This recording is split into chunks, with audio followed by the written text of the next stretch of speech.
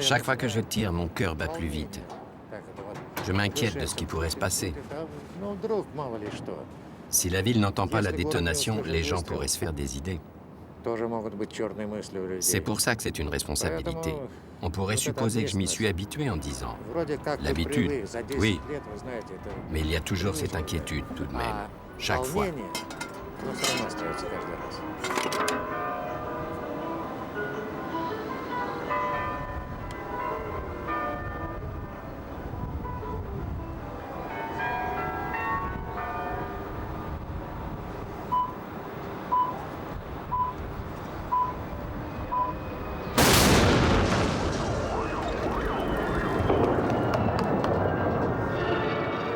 La révolution russe de 1917 est l'événement historique le plus important du XXe siècle. On a toujours célébré octobre en oubliant février 17, la vraie révolution spontanée, populaire, qui fit s'effondrer l'Empire sur lequel depuis 300 ans régnaient les Romanov. Révolution qui surprit autant les chefs révolutionnaires, en exil pour la plupart, que le pouvoir tsariste.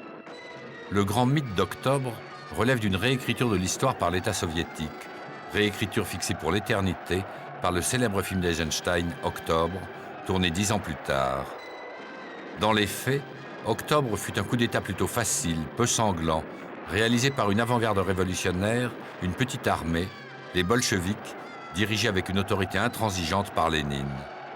Lénine comprit que c'était le moment d'agir, et avec Trotsky en organisateur, la minorité la plus résolue s'empara de la capitale, Pétrograd. Saint-Pétersbourg, ainsi rebaptisé depuis peu.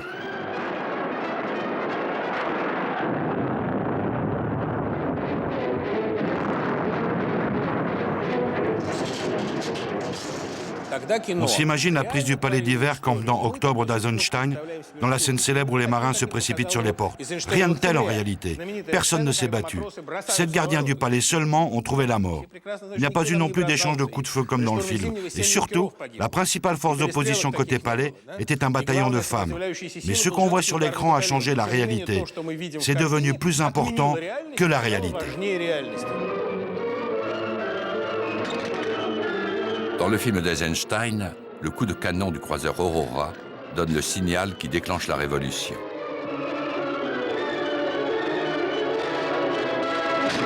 Ce qui est un mythe, c'est le rôle du cuirassé Aurora, par exemple, n'est-ce pas, qui était en position mais qui n'a pas fait grand-chose. C'est pas un coup de canon qui permet de faire triompher ce qu'on appelle la révolution d'octobre. Après 74 ans de socialisme réel et 15 ans après la chute de l'Union soviétique, dans l'intelligentsia russe d'aujourd'hui, il y en a encore beaucoup qui ont en tête le côté positif de la révolution. Par exemple, Sergueï Pérez-Léguine, analyste en géopolitique, estimé des tons de Poutine, et Eliena, sa femme, psychologue de profession. C'est sans doute le principal aboutissement culturel de la révolution. Elle libère l'oiseau du bonheur, qui s'envole si loin qu'à l'époque des répressions staliniennes, elle aura beau essayer de l'attraper, elle n'y arrivera pas. La révolution a préservé la culture, a permis de changer un avenir qui était tout tracé et nous a conduits vers une nouvelle alternative inconnue. Un avenir qui a aussi été terrible et dangereux pour beaucoup de gens. Cette époque a débordé d'innovations en musique, en peinture, pour le théâtre, l'éducation. Et toutes ces innovations, nous les utilisons car nous sommes devenus courageux et nous sommes capables de vivre pleinement. Loin de Saint-Pétersbourg, qui aujourd'hui a retrouvé son nom d'avant 1914, Jana Howlett, historienne anglaise, a une vision plus froide de l'histoire. Il est dans la nature des révolutions de promettre des choses qu'elles peuvent rarement réaliser. Et on doit dire que la révolution a provoqué un immense changement social.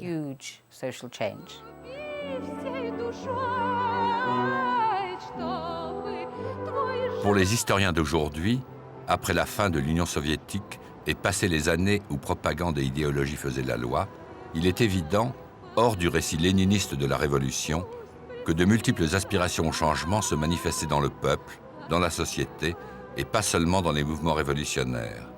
Tout cela indiquait clairement un rejet général de l'autocratisme impérial. Vers 1910, à Tsarskoye Selo, le Versailles russe, le tsar et sa famille. La loi fondamentale stipule « L'empereur est un monarque autocrate et illimité. Dieu commande de lui obéir non seulement par terreur, mais aussi par conscience. Le tsar, égal de Dieu, est propriétaire des âmes et des terres. Il règne par l'intermédiaire des corps constitués, l'armée, l'église et surtout la toute-puissante police secrète, l'Okhrana, toute puissante mais qui ne réussit pas à empêcher les innombrables attentats terroristes. » Hélène Carrère d'Ancos, historienne, est issue d'une grande famille géorgienne qui a fourni au tsarisme d'éminents dignitaires. Bon, pour le peuple, Nicolas II n'était pas plus mauvais qu'un autre, il faut bien reconnaître. Il n'était pas un tsar d'une autorité considérable. C'était un homme, même physiquement déjà, il n'avait pas le prestige de son père qui était un géant. Il avait ce côté plus faible physiquement. En 1910, le tsar règne sur 160 millions de sujets, dont 130 de paysans, généralement au fond de la misère et illettrés. L'abolition du servage en 1861, les diverses réformes n'ont pas changé grand-chose à leur sort.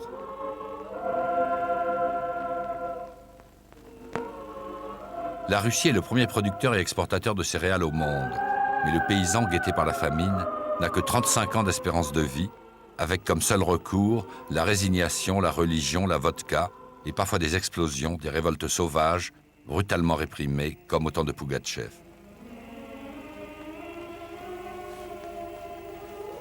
Les paysans se trouvaient à un niveau de développement culturel très bas.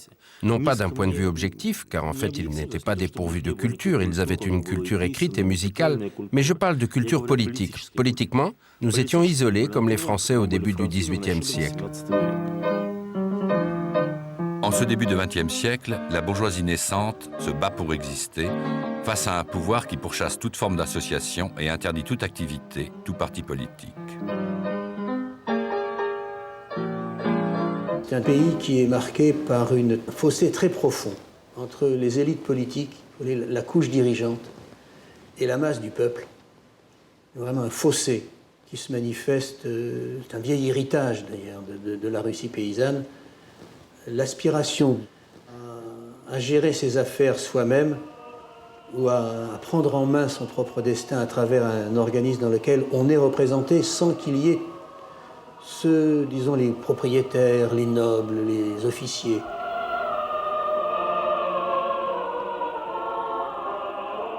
En 1913, à la veille de la guerre, le tsar célèbre en grande pompe le 300e anniversaire de la dynastie des Romanov.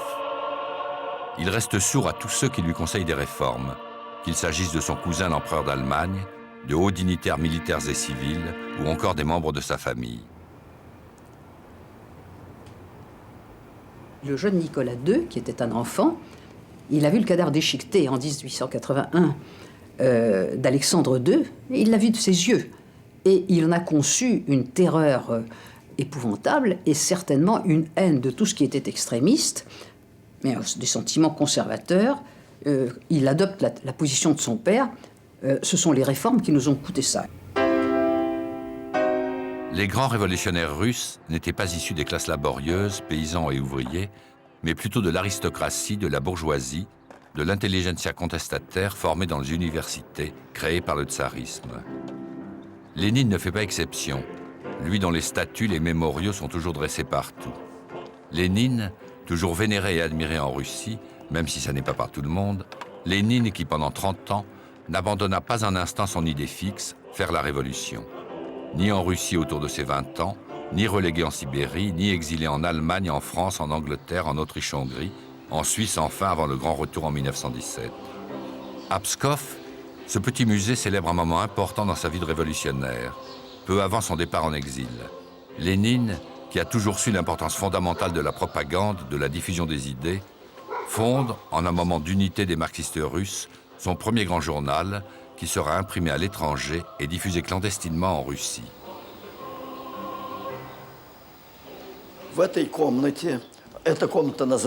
Dans cette pièce, qu'on appelle la pièce du mémorial, il s'est passé un événement important. Vladimir Ilitch a tenu dans cette maison, fin mars, début avril 1900, une réunion secrète pour la création du journal Iskra et du périodique Zarya. Depuis son adolescence et jusqu'à 1917, Lénine passa le plus clair de son temps à lire et à écrire. Né en 1870, il était le fils d'un professeur devenu conseiller d'État et de ce fait noble héréditaire.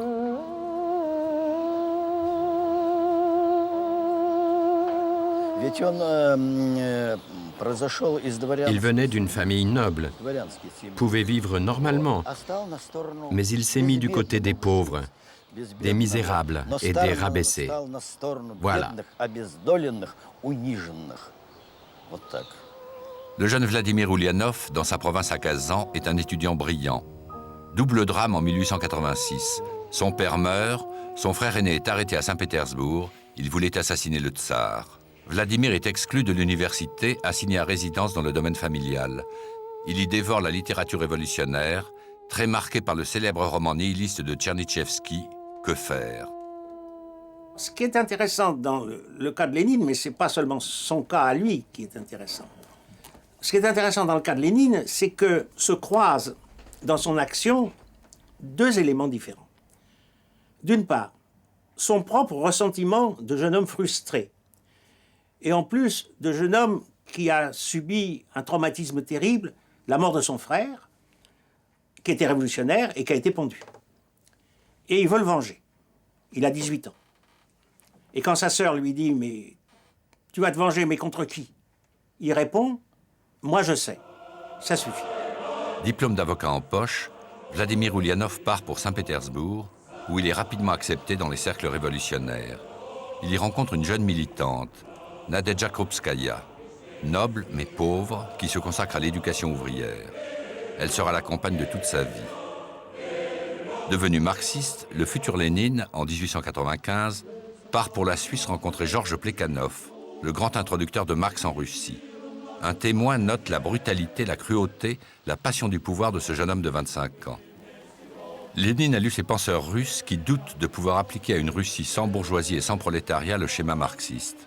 Capitalisme, révolution bourgeoise, prise de conscience du prolétariat et révolution prolétarienne.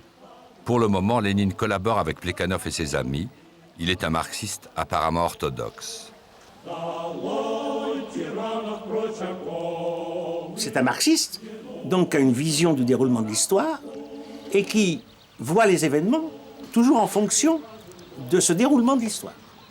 Par exemple, quand il y a une famine dans les années 1890 ou quelque chose comme ça, je ne me rappelle plus la date exacte, eh bien il dit la famine, finalement, c'est bien, parce que ça va chasser les paysans des villes, donc il y aura une classe ouvrière, donc la classe ouvrière, ce sera le nouveau groupe social qui fera la révolution. Donc voilà l'aspect positif, n'est-ce pas, d'une famine. En 1902, Lénine publie Que faire, manifeste du marxisme-léninisme. Pour lui, la classe ouvrière est incapable d'accéder à la conscience politique si elle n'est pas guidée par une élite de révolutionnaires professionnels. Thèse inacceptable pour les marxistes orthodoxes, d'où scission du Parti social-démocrate, d'un côté les orthodoxes mencheviks, de l'autre les bolcheviks de Lénine.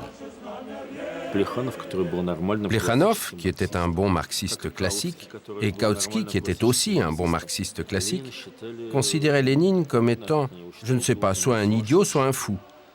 Mais en tout cas, ils comprenaient parfaitement que ce qu'il faisait était très éloigné de ce que l'on considérait comme étant le marxisme. On remarque au passage que le parti de Lénine, dès le départ, était radicalement différent. Dans leur pire cauchemar, les sociodémocrates de la vieille Europe n'auraient pas imaginé un comportement comme celui de Lénine au sein du parti, car des principes comme les siens auraient condamné le parti à perdre n'importe quelle élection. Lénine avait dit dès le départ qu'il n'était possible d'accéder au pouvoir que par la révolution. « 1904, le tsar, sûr de la victoire, déclare la guerre au Japon, qui va lui infliger défaite sur défaite jusqu'à une paix humiliante. 1905, c'est l'année de la révolution avortée, matée par la répression. Après une grève à Saint-Pétersbourg, une foule suppliante et pacifique veut remettre à son tsar bien-aimé une pétition appelant à des réformes. Nicolas II refuse de les recevoir et fait tirer sur la manifestation. On ramasse des centaines de cadavres. C'est le dimanche sanglant, le dimanche rouge du 9 janvier. La manifestation était menée par le pope Gapone, à la fois sincère défenseur du peuple et agent de l'Okhrana, la police secrète. Gapone va crier « Il n'y a plus de Dieu ni de tsar ». Dans l'agitation révolutionnaire des mois suivants, se crée le premier soviet. L'État ne sait répondre que par la violence. Image symbolique, cette célèbre scène des escaliers d'Odessa dans le cuirassé Potemkin.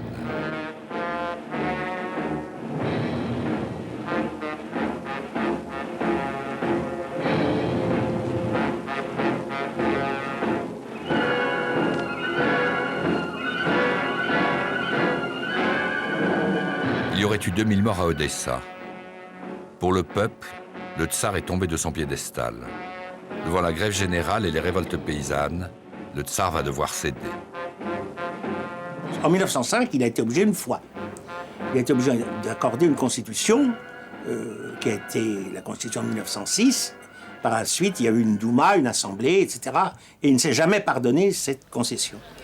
Le tsar avait le droit de dissoudre la Douma chaque fois qu'il le voulait, chaque fois qu'il la trouvait trop contestataire. Il le fit à plusieurs reprises. Il y a eu une période libérale très courte qu'on a de la Douma.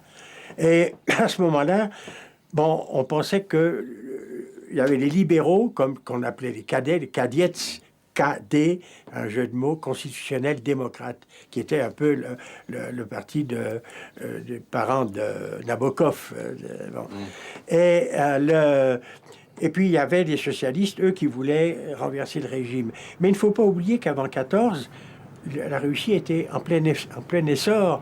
Il y avait les fameux empereurs russes qui commençaient à industrialiser le pays. Et il y avait un essor dans tous les domaines, le domaine artistique. Il y avait de la musique, de la peinture, etc., de la poésie. C'est une période foisonnante. Par contre, effectivement, l'appareil d'État était mauvais, était corrompu. Le tsar était un type de bonne volonté, mais faible, manipulé par une camarilla ultra-réactionnaire. En 1906, le tsar choisit un premier ministre de qualité, Stolypine. À la fois homme à poigne, il y eut des milliers de condamnations à mort entre 1906 et 1909, et homme de réforme, qui voulait transformer les paysans en petits propriétaires pour désamorcer les velléités de révolution. Mais Stolypine est assassiné en 1911. En ces années d'avant 1914, tout le monde en Russie voit venir un grand bouleversement dont 1905 a été le signe annonciateur, mais sans imaginer si c'est très proche ou très lointain. Le délabrement du régime est trop évident, la montée des mécontentements des oppositions trop visible. Mais en face, il y a les progrès du pays en train de rattraper son arriération et surtout la puissance de l'ordre militaire et policier.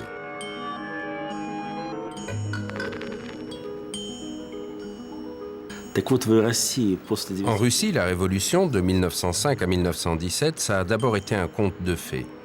Et puis d'un coup, on voit que cet élément merveilleux recelait une force colossale. La révolution était un oiseau de feu. Et si l'on veut penser à la mentalité d'alors, ce n'est pas par hasard que le ballet de Stravinsky, L'Oiseau de feu, apparaît à l'époque révolutionnaire. Cet oiseau merveilleux, tout le monde l'appelait de ses voeux. Évidemment, chacun le voyait à sa manière. Mais tout le monde comprenait que, premièrement, tout allait radicalement changer. Deuxièmement, qu'il n'y aurait plus de tsar. Et puis, troisièmement, je le répète encore une fois, l'influence du marxisme était importante et prise très au sérieux.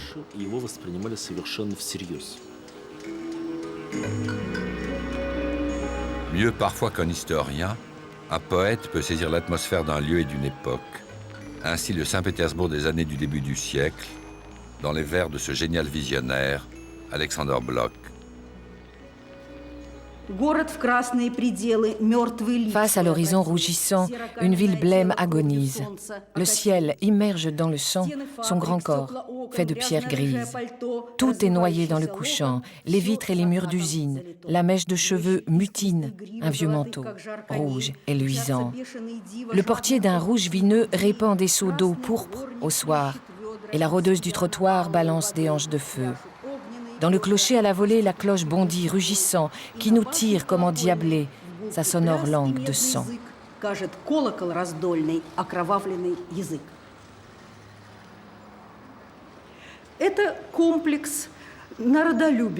C'est le complexe de l'amour du peuple développé par l'élite intellectuelle russe.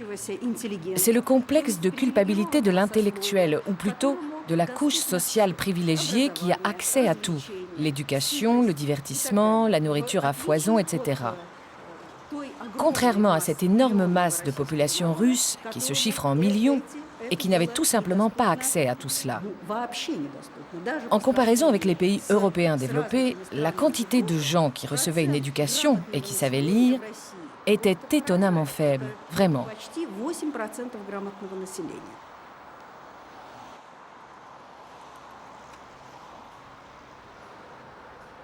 Cette attente de la fin du monde était typique de la noblesse en train de disparaître.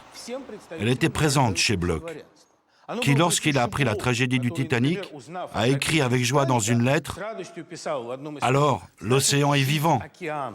C'est ce terrifiant amour pour le trépas dont il parlait, et l'espoir que tôt ou tard surviendrait un ouragan dévastateur qui emporterait tout, et sans pitié. Bien sûr, ce n'est pas Lénine qui a écrit le cycle poétique « Le monde terrible ». C'est Bloch. Mais tous les traits du poème, par exemple les foules de morts-vivants qui se promènent dans les rues, c'est tout à fait proche de Lénine.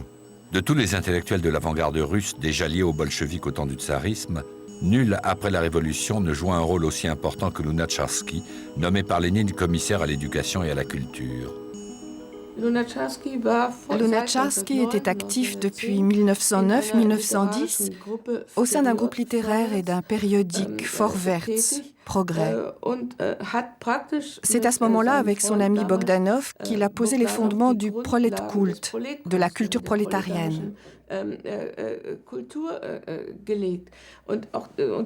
Dans ce groupe, auquel Maxime Gorky appartint un certain temps, ainsi que Bazarov, il pensait aussi, depuis 1909-1910, que le travailleur russe doit s'accomplir par la révolution et doit créer une culture qui l'exprime.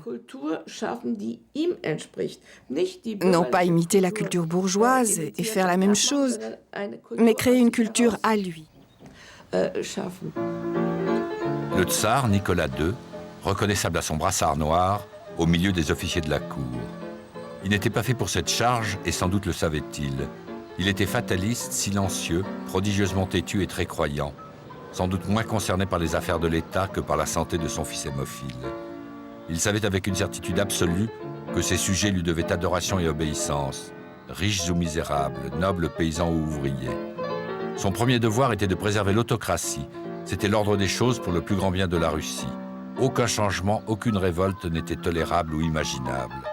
D'ailleurs, pourquoi changer ?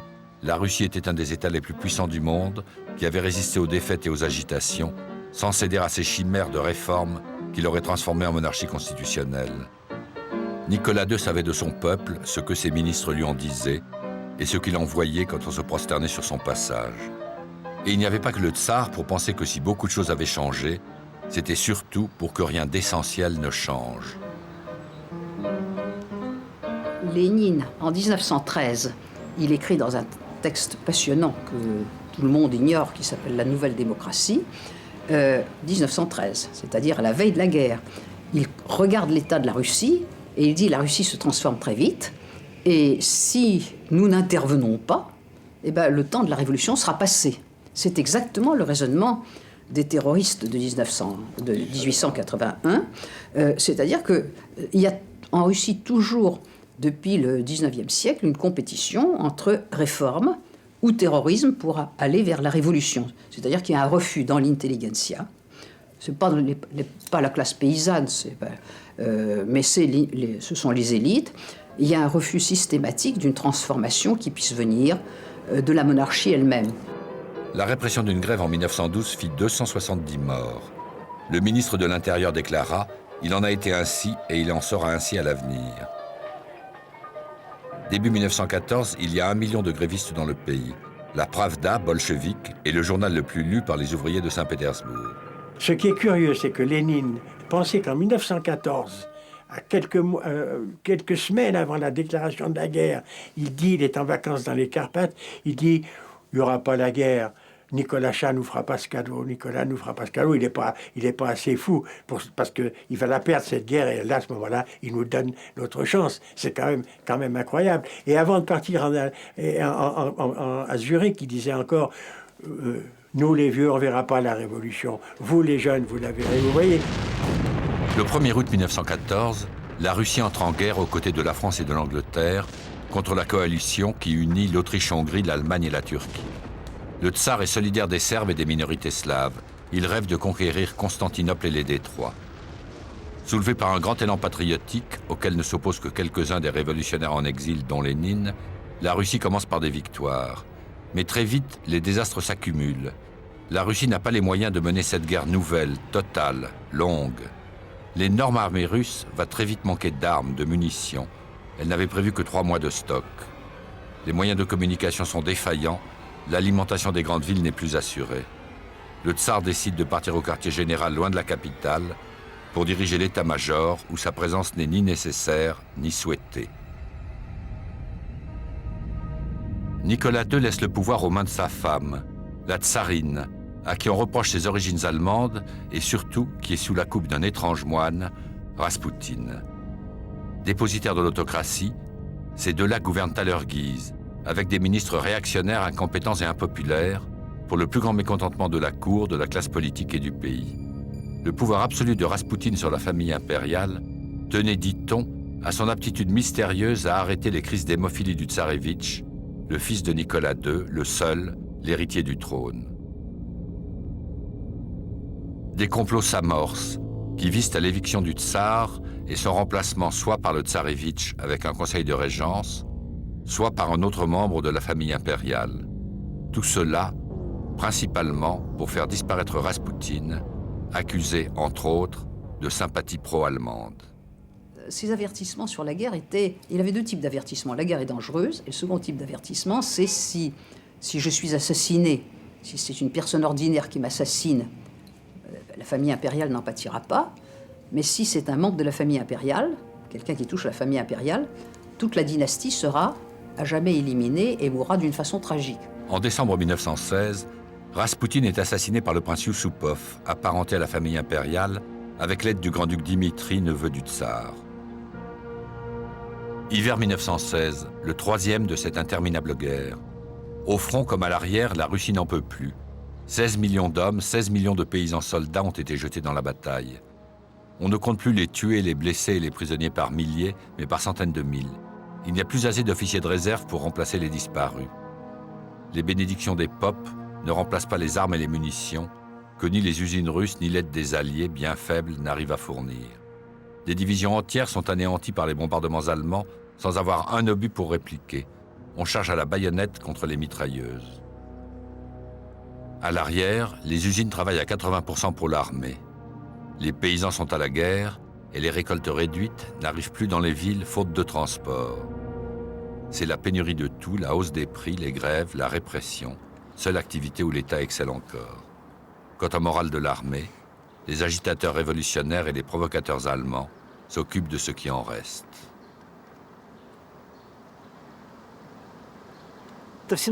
En 1917, le front russe a été frappé par une maladie qu'on a appelée fraternisation. On n'avait jamais vu ça sur le front ouest. Le contre-espionnage allemand tentait de démoraliser les soldats des premières lignes de l'armée russe. Les officiers du contre-espionnage étaient envoyés pour fraterniser. Ils endossaient l'uniforme des soldats autrichiens et allemands, et si l'effectif du contre-espionnage n'y suffisait pas, on utilisait de vrais officiers, parmi les plus jeunes. Ils allaient au front avec des cadeaux. Dans les instructions de ces agents allemands, on indiquait qu'il fallait se munir de schnapps et de saucissons. Et quand ils arrivaient au front, ils disaient aux soldats russes « Ivan, viens voir, buvons ensemble, parlons de la vie qui nous attend ». Les soldats quittaient les tranchées pour fraterniser, boire un coup, manger un morceau. La vie dans les tranchées leur était insupportable. Ils fraternisaient. La première question que les agents allemands posaient aux soldats russes était « Ivan, tu vas le supporter longtemps, ton tsar Nikolashka ?» La guerre est en train de réussir là où tous les révolutionnaires avaient échoué. On peut lire dans un rapport de police de janvier 17, « Le prolétariat est au bord du désespoir. La plus petite explosion peut conduire à des émeutes incontrôlables avec des dizaines de milliers de victimes. » Imaginez que vous roulez en montagne, sur une route sinueuse, avec des tournants serrés, une route mouillée. Dans la voiture est assis un proche, votre mère ou vos enfants. Et soudain, en passant un virage serré, vous comprenez que le chauffeur est fou. Qu'est-ce qu'il faut faire? Rester assis tranquillement? Essayer de calmer le chauffeur pour qu'il vous conduise à un endroit moins dangereux? Ou bien essayer de lui arracher le volant des mains immédiatement? C'était la position, la situation dans laquelle se trouvaient de nombreux libéraux russes dans les années de la Première Guerre mondiale. Ils considéraient le gouvernement comme fou, ses décisions comme insensées. Mais ils pensaient que dans une telle situation, leur marge d'action était limitée.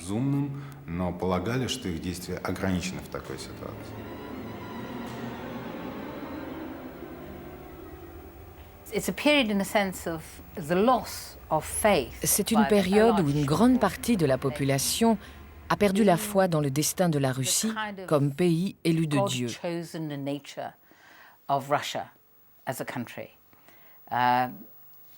Il y a aussi le fait que la guerre arrache une quantité de gens à leurs terres. En plus, elle leur procure des armes. Mais elle ne fait pas que leur donner des armes. Elle leur apprend comment s'en servir. Je pense que presque tout le monde serait d'accord pour dire que sans la guerre, la révolution n'aurait pas eu lieu. En décembre 1916, la poétesse russe Zénaïda Hippius écrivait « Nous sommes coupés du front par l'effrayante impuissance du chaos de l'arrière. Il est trop tôt pour la révolution, trop tard pour les réformes, pas d'issue. Si nous ne faisons rien, quelque chose se fera de soi-même et sa face est obscure. »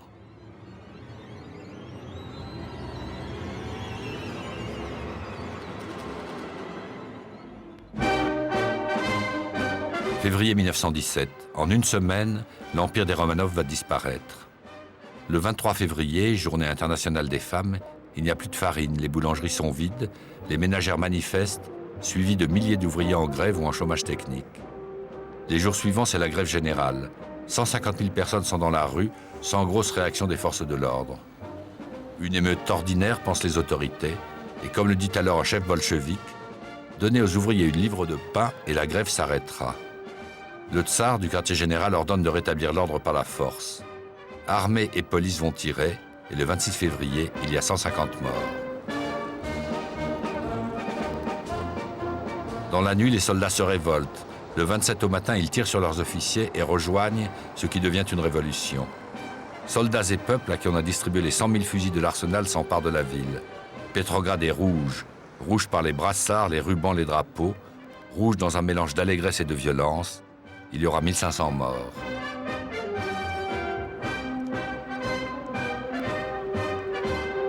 Moi, j'habitais l'hôtel Astoria, je ne sais plus de laquelle des journées révolutionnaires. Je dînais dans la grande salle du bar. Et puis, à un certain moment, on a entendu dans le lointain un grondement tout à fait inusité. Un grondement très vague, mais fort en même temps, qui semblait s'approcher, peut-être était-ce une illusion.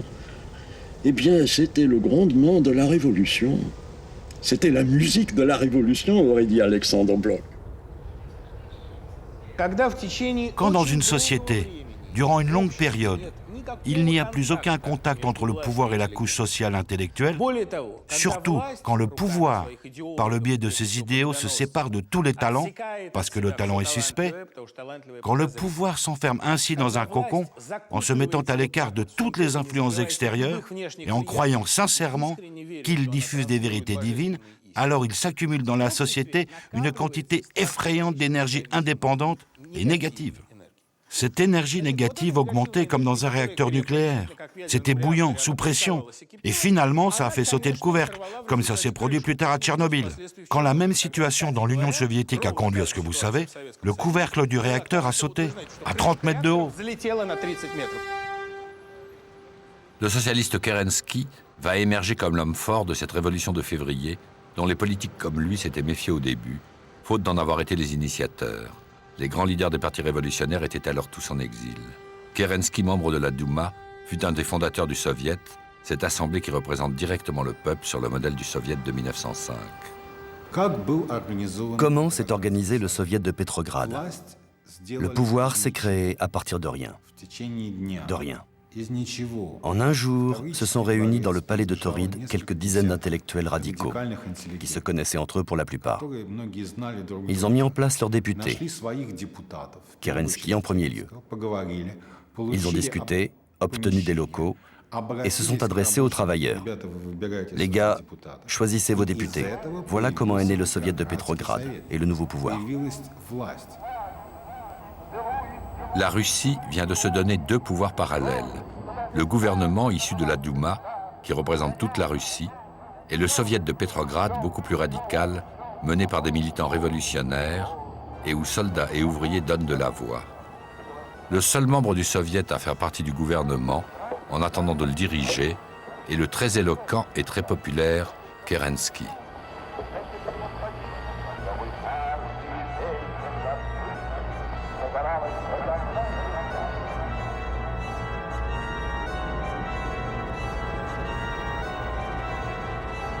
La première révolution de février est une révolution où il y a tous les éléments critiques, aussi bien les bolcheviks, les mencheviks qui sont des socialistes qui n'aiment pas la manière de Lénine, le style de Lénine. Il y a les socialistes révolutionnaires qui ont pratiqué le terrorisme et qui sont en partie marxistes, mais qui sont des libertaires et qui s'appuient davantage sur les paysans.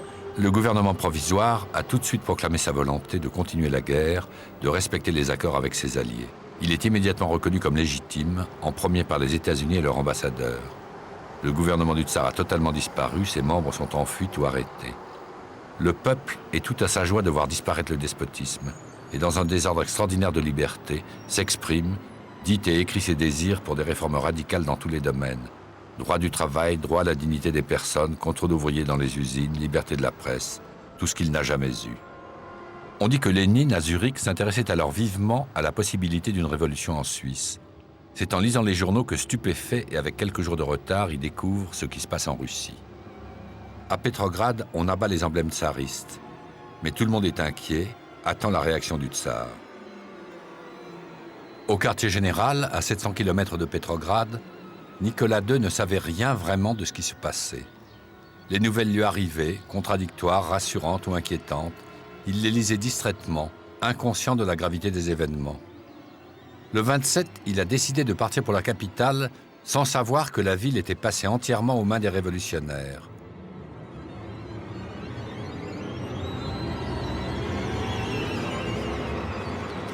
Il envoie, pour le précéder, un gouverneur avec plein pouvoir pour rétablir l'ordre, le général Ivanov, qui a déjà maté des émeutes par sa seule autorité naturelle, sans faire couler de sang, juste en regardant les mutins fixement et en leur disant d'une voix ferme « à genoux ». Le général Ivanov va aller vers Pétrograd et en allant vers Pétrograd, il croise un train de soldats qui arrivaient de la capitale et qui étaient mutinés.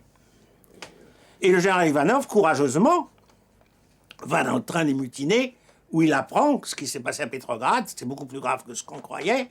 Et comme il n'a qu'une seule stratégie dans sa tête, il dit à tous les soldats « à genoux ».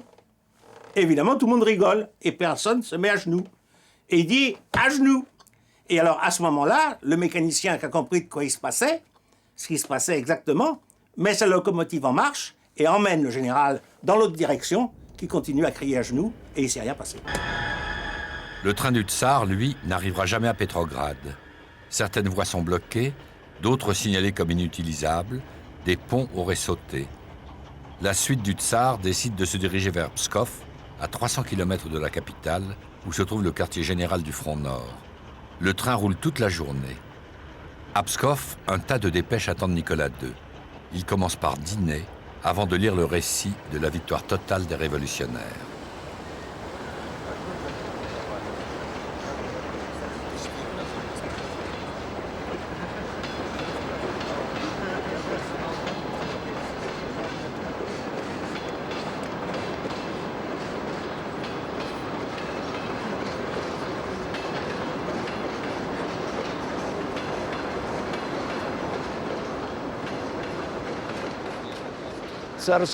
Comment ça se passait, le Tsarski? Mon grand-père avait pratiquement la plus grosse paye qu'on peut avoir dans les chemins de fer. 50 roubles par mois. Pourquoi? Parce que c'est lui qui se trouvait dans le Tsarsky, le train qui transportait le fameux tsar. Les autres conducteurs recevaient moins. Les travailleurs ne touchaient que 15 roubles par mois.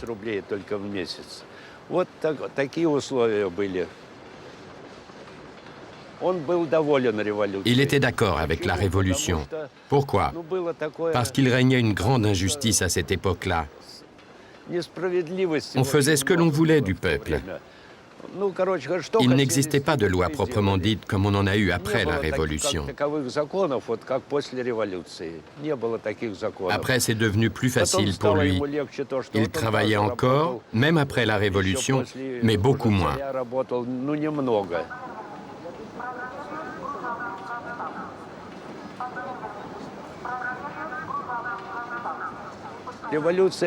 La révolution est une bonne chose. Maintenant, il faudrait en refaire une. Pas pour faire une démocratie, mais pour que ce soit comme c'était en Union soviétique, et plus comme c'est maintenant. Maintenant, c'est pire. C'est plus dur. Pour moi, en tout cas, c'est peut-être l'âge. Les jeunes ne le sentent pas, d'accord. Mais nous, les vieux, on sait que c'est pire.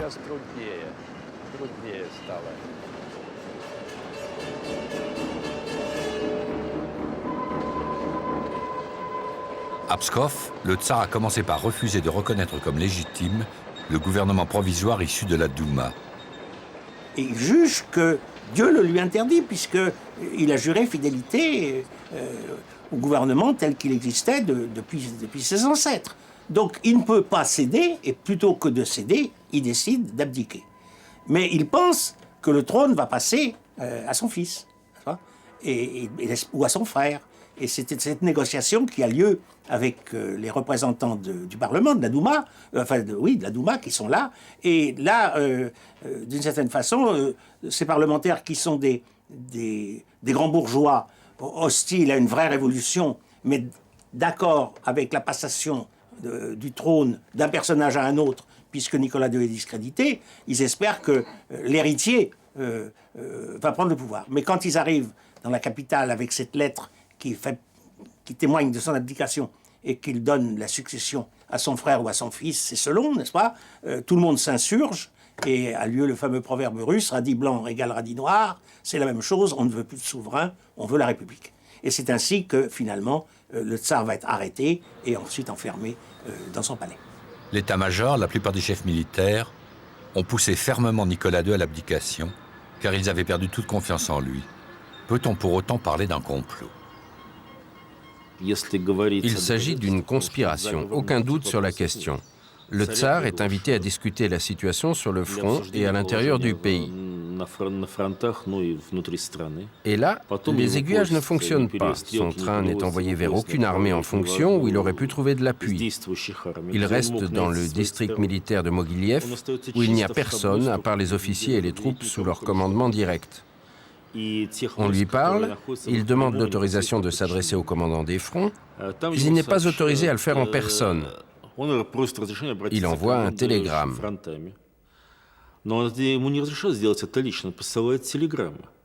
Il reçoit une réponse avec la signature d'Ivanov, et ainsi de suite. Tout le monde souhaite son abdication. On entend certains dire des choses comme « Nous aimons beaucoup notre empereur, nous sommes prêts à continuer à nous battre sous son juste commandement, mais il serait tout de même bon qu'il abdique. » Qu'est-ce que c'est d'autre qu'un coup d'État?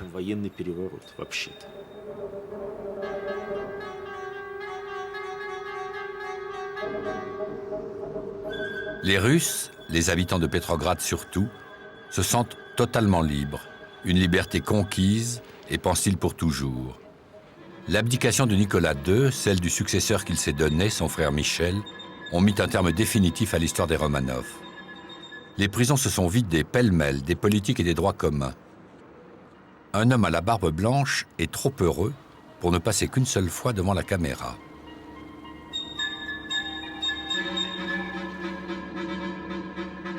Kerensky, qui pose ici avec celle qu'on appelait la grand-mère de la Révolution, est un homme clé du moment.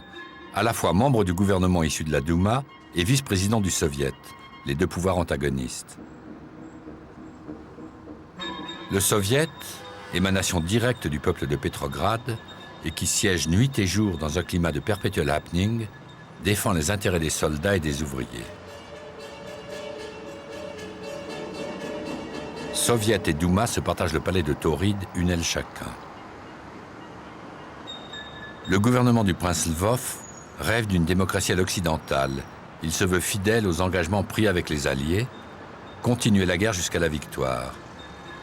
Mais il est impuissant devant les décisions révolutionnaires du Soviet, par exemple le célèbre décret numéro 1 qui casse, au profit des soldats, les principes de respect, de discipline et d'obéissance absolue de règles dans l'armée. Quand le décret numéro 1 a supprimé les différences entre les officiers et les soldats, a eu lieu ce que l'on appelle un relâchement général de la discipline.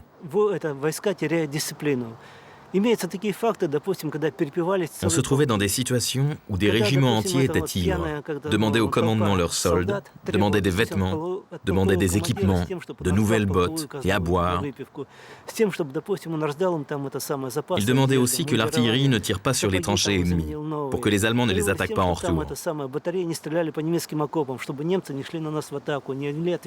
En d'autres termes, c'était n'importe quoi. La même chose se produisait sur le front Est, par exemple dans l'armée française. Mais pour le commandement français, c'était très simple. Ceux qui ne respectaient pas la discipline étaient fusillés, point. Alors que chez nous, l'exécution d'un soldat qui ne respectait pas l'autorité était suivie d'une rébellion des comités de soldats. Le décret numéro 1 donnait aux Soviets une autorité complète sur l'armée, en particulier sur les régiments stationnés à Petrograd, à qui on avait promis que, en échange des services rendus pendant la Révolution, ils ne seraient jamais envoyés au front. Promesse qui, plus tard, joua un rôle important. Au front, les hommes ne pensaient plus qu'à rentrer chez eux, à retrouver leur famille, leur terre. Il y eut plusieurs millions de déserteurs, et le slogan « La paix, la terre » constitua la plus efficace arme de propagande et de recrutement des bolcheviks.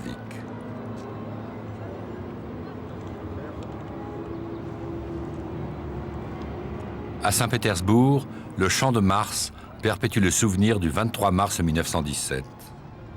Ce jour-là furent célébrées les funérailles solennelles des martyrs de février, des 1500 morts. Il n'y avait pas un seul pop, c'était le premier enterrement civil de l'histoire de la Russie.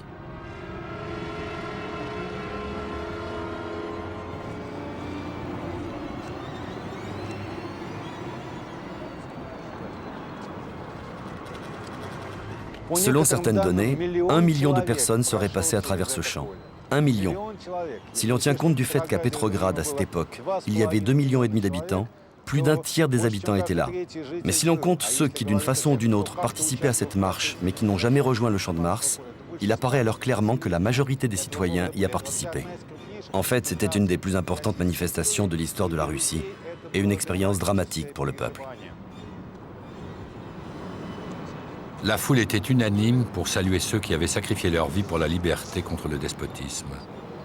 Mais ce moment d'émotion partagée masquait des divergences insurmontables entre partisans de la guerre pour arrêter la révolution et partisans de la paix à tout prix, voire de la défaite pour hâter la révolution. Entre ceux qui attendaient la démocratie grâce à des élections pour une assemblée constituante et les autres qui proclamaient tout le pouvoir aux soviets.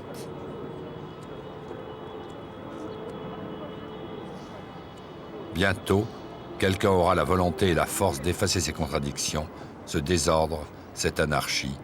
C'est Lénine. Lénine sur le chemin du retour en avril 17 à Stockholm. Il voulait rentrer en Russie à tout prix. À la suite d'obscures tractations, les Allemands mirent à sa disposition le fameux wagon dit plombé pour aller de Suisse en Suède en traversant l'Allemagne. Pour l'état-major allemand, l'influence, l'action d'un défaitiste aussi convaincu que Lénine, chef d'un parti non moins résolu, valait de l'or, ce qui ne fait pas de Lénine un espion allemand, mais seulement un allié objectif. La réception à Petrograd fut presque aussi grandiose que la vision qu'en donne Eisenstein. Et Lénine ne déçut pas les Allemands. Il attaqua violemment le gouvernement russe, tous les partis dits révolutionnaires et leurs chefs. Il condamna la guerre impérialiste, favorable à la paix sans annexion, en rêvant de la guerre civile européenne et de la révolution mondiale. Il stupéfia même ses partisans par son opposition absolue à toute alliance, décidé à se battre contre tout le monde, y compris, quand il le fallait, les bolcheviks.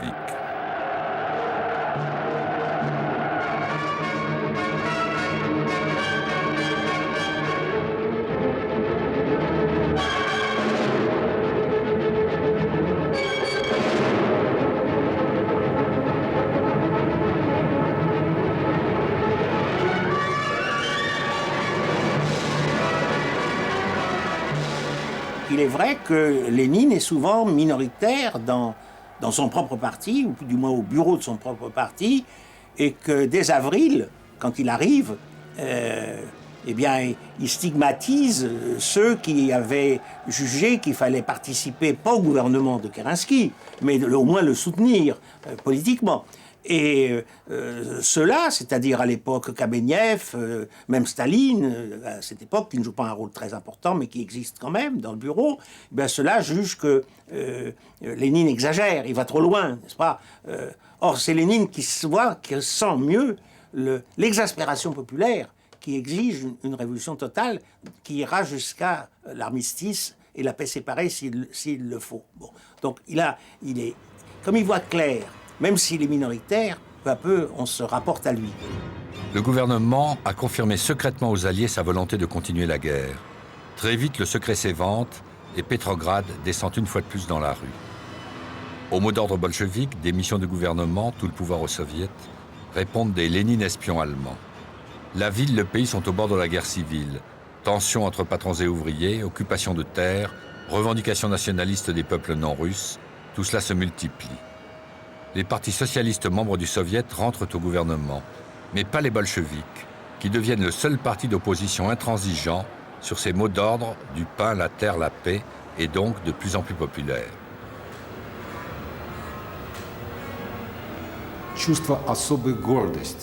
D'abord, les ouvriers étaient particulièrement fiers. Nous avons fait la révolution de février. Nous avons chargé des soldats armés de baïonnettes. Alors logiquement, on devrait peut-être avoir plus de droits que les autres après la révolution. Deuxième point, ils étaient organisés politiquement, mieux que n'importe quel autre groupe. Les ouvriers avaient les soviets,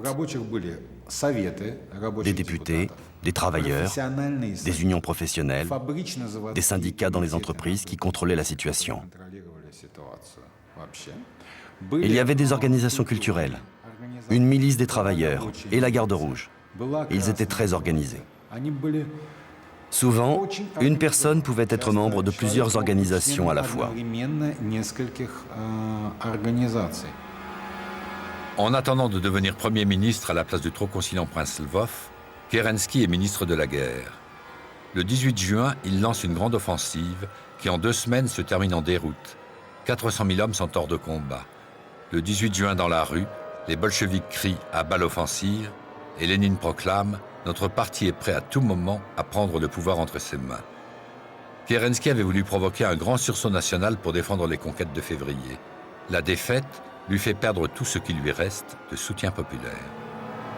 Et le gouvernement, c'est-à-dire celui du prince Lvov ou celui de Kerensky, au fond, c'était un gouvernement qui prenait des décisions au niveau international, de négocier avec les Anglais, un armistice peut-être ou pas, de ceci, cela, mais qui dans la vie quotidienne des gens n'avait plus d'efficience. Et pourquoi?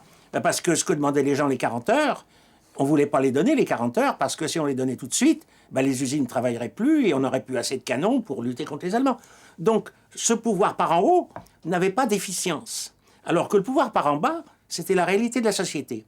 Et ce que les bolcheviks ont su faire, c'est greffer ces comités de quartier, ces soviets, etc., sur leur parti et de mettre des bolcheviks dans tous ces comités que peu à peu ils ont contrôlés. Maxime Gorky, le plus célèbre écrivain russe de son époque, anti-tsariste convaincu, avant 17, il soutenait financièrement Lénine et le parti bolchevique. Mais il aimait passionnément sa patrie et ne pouvait accepter, selon ses propres termes, de voir une révolution asiatique déferler et détruire la Russie. Gorky n'avait rien d'un noble. C'était un représentant non pas du prolétariat en général, mais des ouvriers. Son grand-père était le superviseur d'un atelier de peintre en bâtiment, de ces entreprises qui ne changent pas au cours du temps. Il était grand connaisseur et collectionneur de vases chinois, de porcelaine chinoise. Il aimait les livres, non pas seulement en tant que source de connaissances, mais comme œuvre d'art. Il adorait les meubles sculptés, la soie et les beaux bibelots. Pour lui, tout cela, c'était la culture. Évidemment, la destruction de la culture était une tragédie pour lui. Et quand il a vu le contenu réel de la Révolution, il a adopté l'attitude d'un intellectuel effrayé qui lui allait mieux que celle du prolétariat. C'est comme ça que les pensées intempestives furent écrites. Après la Révolution, Gorky rejoignit le léninisme victorieux et plus tard encore la Russie de Staline.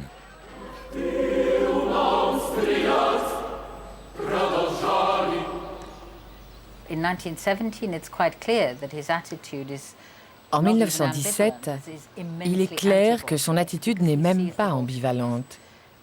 Elle est extrêmement anti-bolchevique, parce qu'il considère qu'ils sont un culte et ne comprennent pas du tout ce dont la Russie a besoin, parce qu'en fait, il les considère comme des étrangers. Il s'étend sur le fait qu'ils étaient tous à l'étranger. Il n'était ni à Moscou, ni à Saint-Pétersbourg, et il n'arrive qu'après. Par exemple, quand il parle de la manifestation du 18 juin, il dit « C'est la manifestation de l'impuissance des éléments loyaux. Seuls les bolcheviks ont manifesté. Je commence à les mépriser et à les détester. Quelle bande d'authentiques crétins russes !» La majorité de leurs banderoles appelait à la démission des 10 ministres bourgeois, alors qu'il n'y en avait que 8.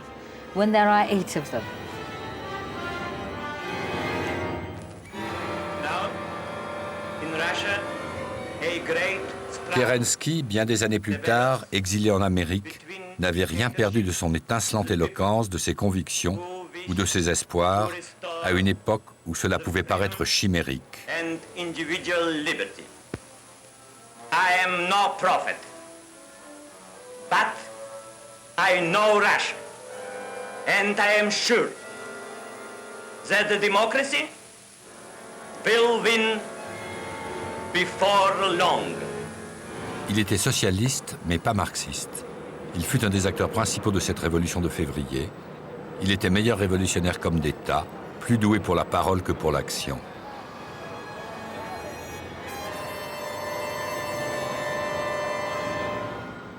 J'entends par la fenêtre, au loin, un discours avec des applaudissements. Et ensuite, quand j'ai demandé qu'est-ce que c'est, on m'a dit mais c'est Kerensky qui parle. Et il parlait aux soldats avec sa fougue habituelle. Il leur faisait honte. Vous devez défendre les conquêtes de la Révolution.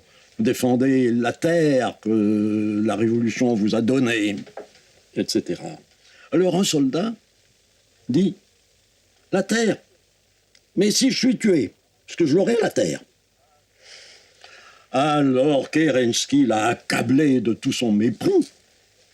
Je ne sais plus en quel terme exactement, mais l'autre en est tombé comme mort.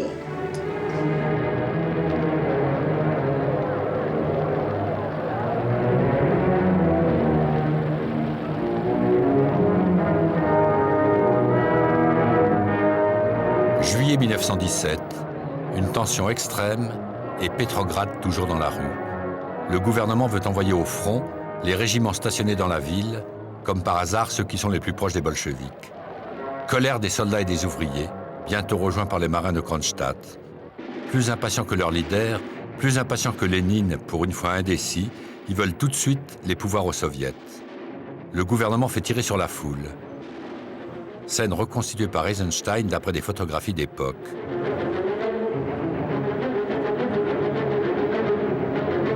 Puis l'état de siège est décrété, Lénine doit fuir en Finlande, des centaines de militants bolcheviks sont arrêtés, dont Trotsky. L'homme fort de la répression derrière Kerensky s'appelle Boris Savinkov, aussi implacable dans sa haine des bolcheviks qu'il l'était contre les tsaristes, en chef terroriste des années 1900.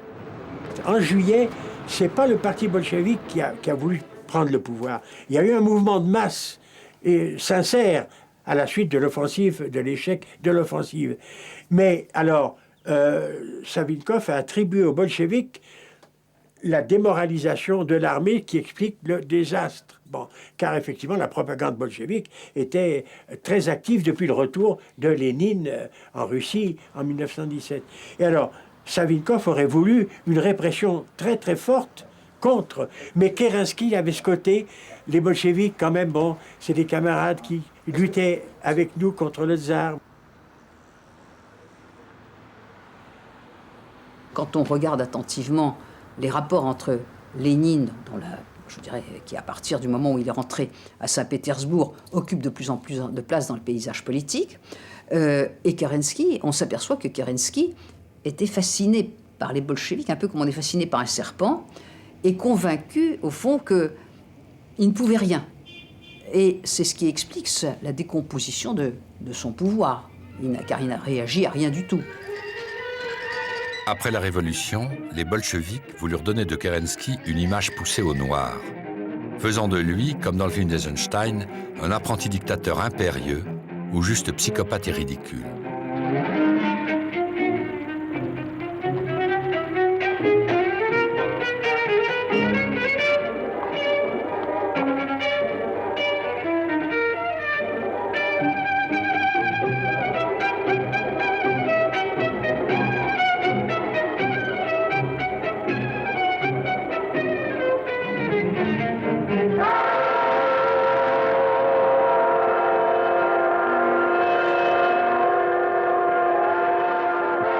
Faut-il croire Kerensky quand il dit sans le putsch de Kornilov, il n'y aurait jamais eu Lénine. Kornilov, général républicain, il était peut-être le seul, fut nommé généralissime par Kerensky et selon un de ses prédécesseurs, il avait un cœur de lion et une cervelle de mouton. Il n'adhérait à aucun parti politique. On ne peut pas dire que c'était à proprement parler un ennemi des bolcheviks ou un ardent partisan du tsarisme. Il était pour la Russie, tout court. Il était pour que la Russie survive et continue la guerre. Pour que la Russie ne modifie pas ses accords avec les pays de l'entente. Pour qu'elle reste une alliée sûre et pour que le front Est continue d'exister. Il voulait que l'armée russe soit dynamique, qu'elle ne se désintègre pas. Au début, Kerensky et Kornilov étaient sûrement d'accord sur les mesures à prendre pour sortir l'armée et la Russie de l'anarchie. Mais, ambition contradictoire ou malentendu, cette entente ne dura guère.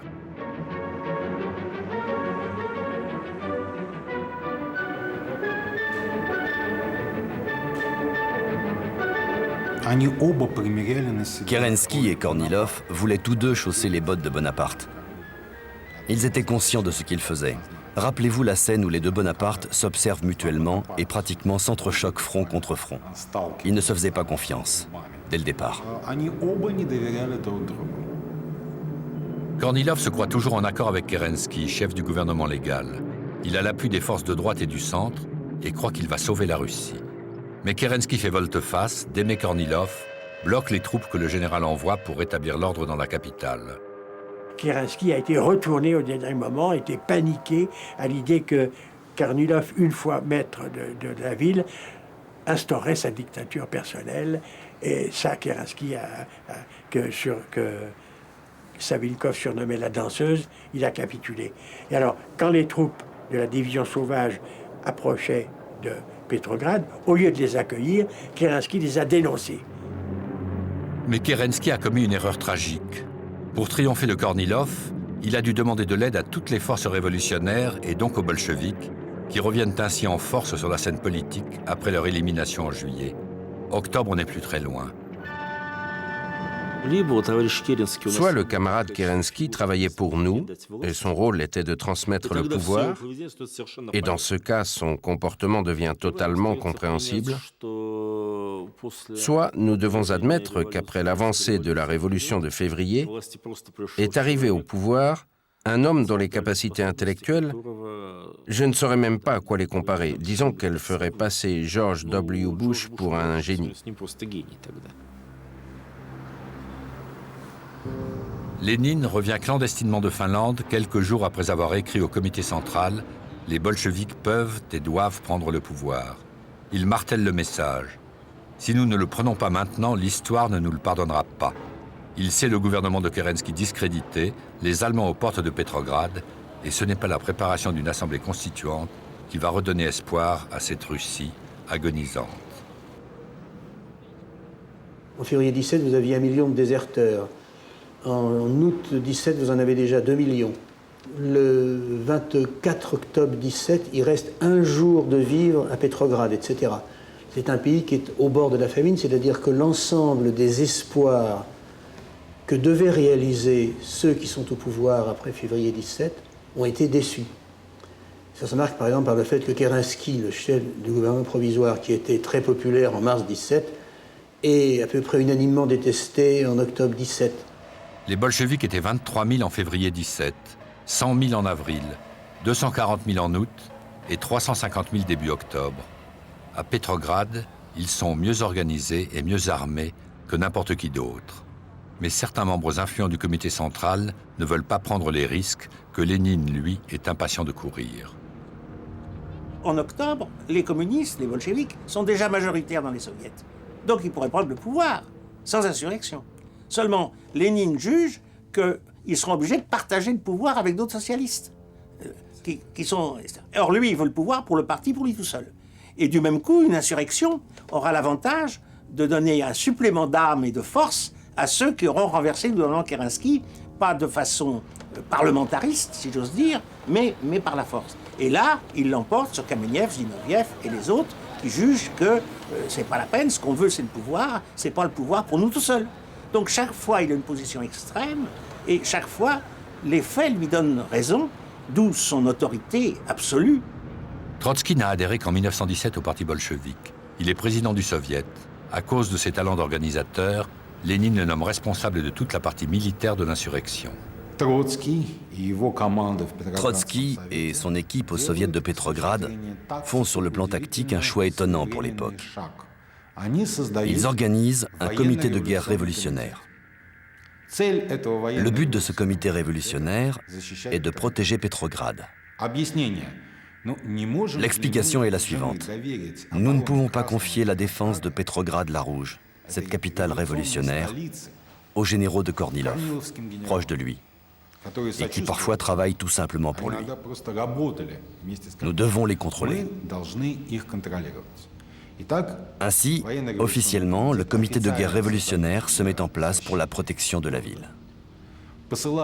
Des commissaires sont envoyés dans les bataillons, et en fait, on concentre les forces en vue de la lutte pour le pouvoir, car le conflit pour le contrôle de la garnison de Petrograd est inévitable. À Petrograd, tout le monde sait que l'insurrection est imminente. La presse en parle même ouvertement, et chacun compte ses forces. Chez les bolcheviks, certains doutent du succès. Le 10 octobre, Lénine, après 10 heures de discussion, a arraché par 10 voix contre 2 un vote favorable à l'action immédiate. Le 16 octobre, autre séance, sur 21 présents, 6 votent pour le report. Mais Lénine a gagné. Trotsky, qui voulait attendre le jour d'ouverture du congrès des soviets, s'incline et transforme le siège des soviets, Smolny, en camp retranché. Kerensky, enfermé dans son palais d'hiver, attend. Il croit que c'est l'occasion d'écraser définitivement les bolcheviks, mais s'aperçoit qu'il ne peut pas compter sur la garnison de la ville, sauf quelques troupes fidèles, face aux gardes rouges ouvriers, aux Marienkronstadt et aux régiments qui ont choisi le camp révolutionnaire. Le soir du 24, selon le plan minutieusement préparé, les bolcheviks vont s'emparer sans coup férir de tous les centres stratégiques. Gares, télégraphes, postes, banques.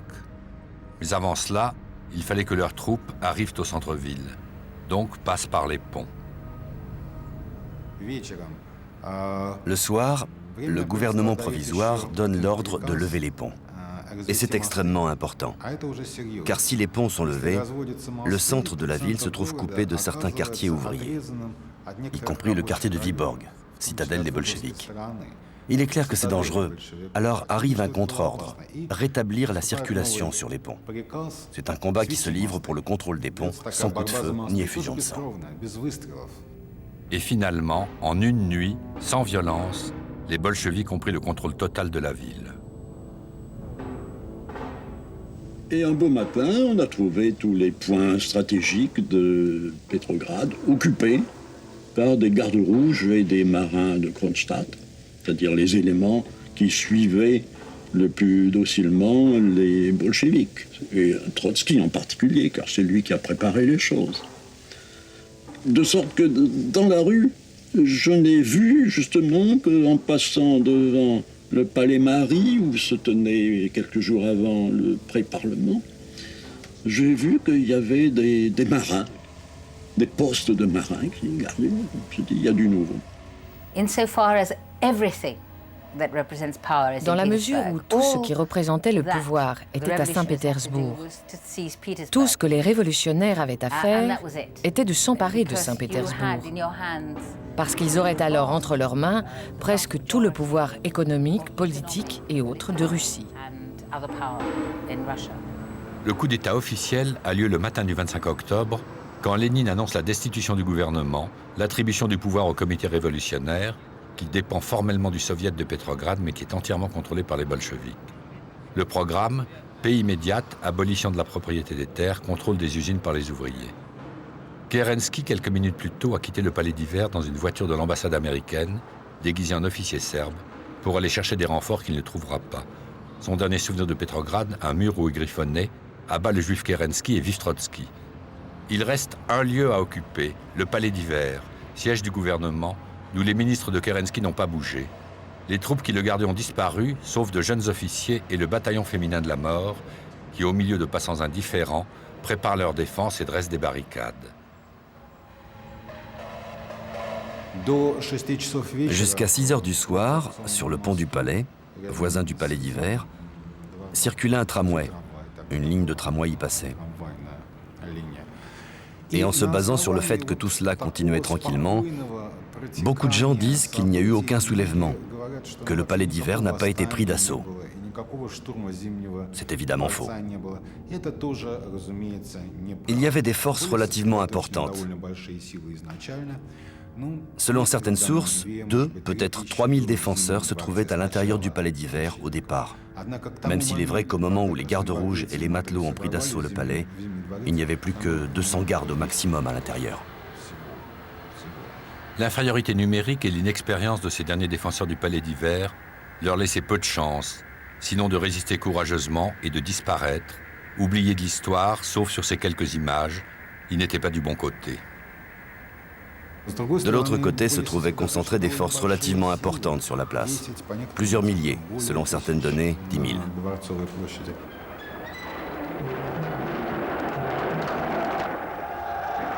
La prise du palais d'hiver commença le 25 octobre vers 23 h et fut terminée aux alentours de 2 h du matin. Malgré la preuve par Eisenstein, en réalité, ce fut un envahissement plus qu'un héroïque combat, et il n'y eut aucun mort du côté des assaillants. Le bâtiment était soumis à un feu d'artillerie qui venait non pas de la ville, mais de la forteresse Pierre et Paul, et du côté du portail de l'état-major général. Certains obus n'arrivaient pas au palais d'hiver, car ces types ne savaient pas bien tirer. Certains ne savaient même pas tirer du tout. Mais certains ont atteint leur cible. Il y a eu des tirs de fusils et de mitrailleuses, et il y a eu des morts. L'un des hauts faits de cette nuit historique, attesté par des témoins, des acteurs et même par Eisenstein, fut la prise de la cave, qui donna lieu à une immense saoulerie, à une bacchanale effrénée. Le 25 octobre, Lénine aurait dit à Trotsky « C'est étourdissant ». Et aussi, déclencher la révolution mondiale, en Russie, fut aussi facile que de ramasser une plume.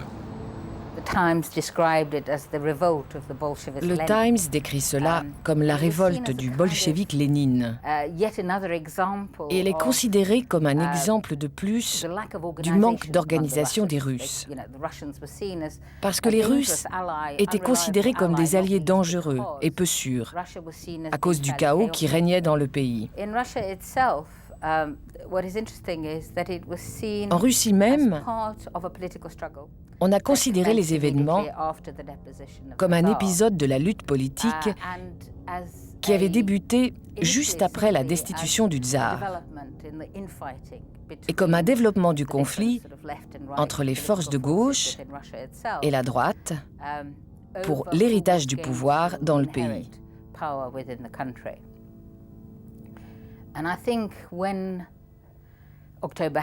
Je pense que la révolution d'octobre a longtemps été évoquée comme Perevarot, c'est-à-dire un coup d'État, plutôt qu'une révolution.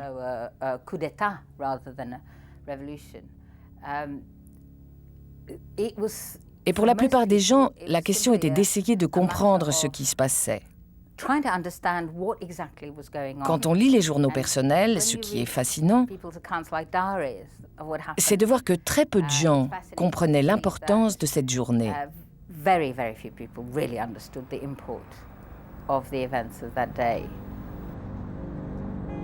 La bataille pour Moscou fut beaucoup plus meurtrière et longue que celle si facile de Pétrograd. C'était déjà la guerre civile. Les Russes, qui étaient pour les Soviets, n'étaient pas tous devenus bolcheviques pour autant. On dit que Lénine exulta le jour où il put dire « Nous avons duré plus longtemps que la Commune de Paris ». Les bolcheviks avaient compris les leçons des révolutions du passé. Ils exerçaient un pouvoir sans partage par le Conseil des commissaires du peuple, présidé par Lénine. Il y eut une assemblée constituante, promise depuis si longtemps, mais les bolcheviks y étaient très minoritaires, elle fut donc liquidée à sa première séance. La guerre était toujours là. Personne, allié ou adversaire, n'avait répondu aux offres de paix. Les Allemands menaçaient Pétrograd et on ne voyait pas venir la grande révolution des peuples d'Europe qui devait tout arranger. Les bolcheviks avaient besoin de l'armée, et l'armée d'un État, même bolchevique. Pour une bonne partie de l'armée, après tout, c'était aussi des hommes d'ordre. 30% des officiers russes de tout niveau choisirent l'armée rouge.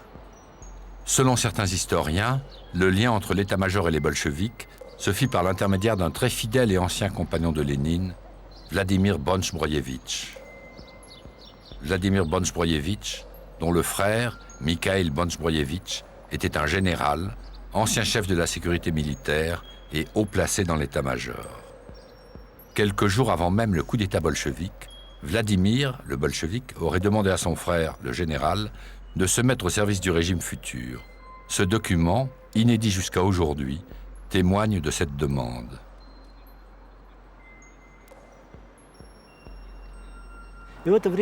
À ce moment, son frère s'adresse à lui. Il lui dit que dans Pétrograd la Rouge, le pouvoir soviétique cherche un général avec un nom, qui pourrait organiser la défense de la République soviétique. C'est une courte lettre. Le frère écrit à son frère sur un ton très franc. Si tu attends un jour ou deux, ton poste disparaîtra et sera pris par quelqu'un d'autre.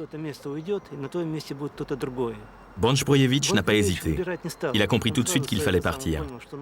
Il a envoyé sur le champ à son frère un bref télégramme. « Je suis d'accord, j'arrive ». On pouvait arriver à Saint-Pétersbourg à temps. À cette époque-là, les trains circulaient. On pouvait y arriver en 24 heures. Et en un temps très bref, avant le départ du train, il a su rassembler un groupe de 14 généraux et officiers de l'état-major général qui voulaient servir la Russie quelle qu'elle soit. Et il est arrivé avec eux. En bref, il a amené une équipe prête, un mini-état-major tout prêt. Le général Bonch-Brojevitch eut des responsabilités importantes dans l'armée russe jusqu'à la fin de la guerre avec l'Allemagne, puis il prit en main l'organisation de la nouvelle armée rouge. C'étaient de très bons analystes. Ils maîtrisaient la situation. Ils savaient ce qui se passait au front, sur l'arrière, connaissaient par exemple la disposition des unités, connaissaient l'emplacement et la nature des réserves. Ils avaient des informations qui permettaient d'organiser immédiatement le système de défense. C'étaient tous des professionnels. À cause, entre autres raisons, du lien étroit qui unissait les deux frères, certains en Russie ont bâti l'hypothèse d'une conspiration entre hauts responsables de l'armée et les bolcheviks. Mais cela relève plus d'une construction mentale que d'une déduction à partir de preuves tangibles. La Russie était une monarchie féodale militaire. C'est la raison pour laquelle aucun changement sérieux ne pouvait s'effectuer autrement que par le biais d'une action militaire, c'est-à-dire une action du commandement militaire. Dans ce cas, oui, il s'agissait d'une conspiration militaire, mais on remarquera qu'il s'agissait d'une conspiration très radicale, qui dans une certaine mesure était dirigée également par les militaires contre eux-mêmes. Et d'ailleurs, en termes de valeurs humaines, réfléchissez, est-ce qu'on a souvent vu au cours de l'histoire une situation où, au nom du patriotisme et de l'amour pour son pays, la couche sociale qui a accès au pouvoir dit « Nous n'en pouvons plus, nous allons à la banqueroute, nous passons au pouvoir à ceux qui peuvent s'en servir ». De mon point de vue, c'est un patriotisme colossal, fantastique. Mars 1918. Pour sauver la révolution russe, la Russie accepte ce que Lénine appelle la paix honteuse. À Brest-Litovsk, Trotsky négocie 3 mois avec les empires centraux. Contre beaucoup de ses camarades, Lénine a voulu cette paix à tout prix. Elle coûte à la Russie un bon quart de sa population, Ukraine, Finlande, Pays-Baltes, un quart de sa production agricole et industrielle, 75% de son fer et de son charbon. Le fragile État bolchevique évite la conquête allemande, mais ne va pas échapper à la guerre civile. Le premier grand décret était le décret sur la paix. Et comme le décret sur la terre, qui suivit rapidement après, il était énoncé en termes très vagues. Il était plein de promesses et d'attaques contre la politique de l'ancien gouvernement. Mais il ne disait pas comment obtenir la paix, ni comment on allait vraiment redistribuer la terre. On va reprendre la terre à ceux qui la possèdent illégitimement, mais comment on va la restituer, c'est une autre question.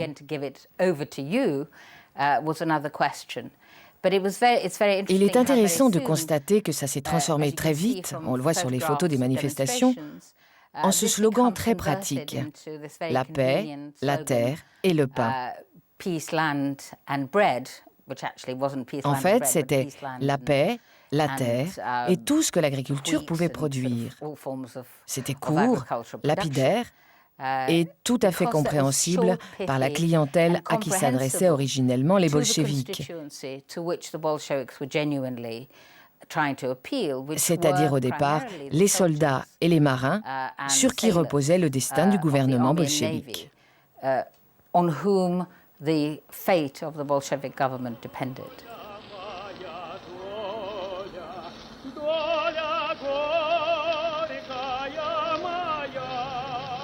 Plus que le coup d'octobre 17, la grande victoire des bolcheviks fut de gagner la guerre civile qui suivit, face à des armées blanches menées par des généraux qui avaient autant méprisé Kerensky que Nicolas II, mais qui haïssaient plus que tout les bolcheviks. Il y a eu 3 ans de combats sans pitié entre 2 camps. Au nord, au sud, à l'est, les Blancs attaquaient, soutenus par la France, l'Angleterre, les États-Unis, qui voulaient en finir avec le bolchevisme.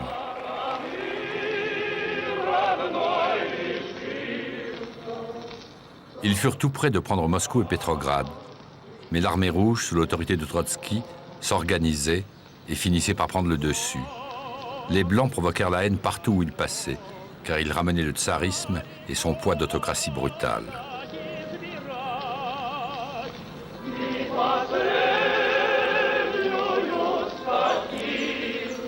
Ce fut terreur rouge contre terreur blanche, chacun étant fanatiquement résolu à exterminer l'adversaire.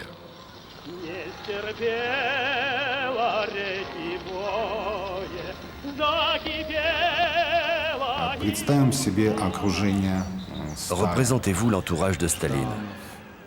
Jdanov, Malenkov, Bulganin et de nombreux autres personnages sont entrés dans la vie politique dans les années de la guerre civile. En fait, ils se sont formés en tant que politiques au cours de la guerre civile. Et les premières méthodes du gouvernement politique, c'est ça. État d'urgence, réquisition et terreur.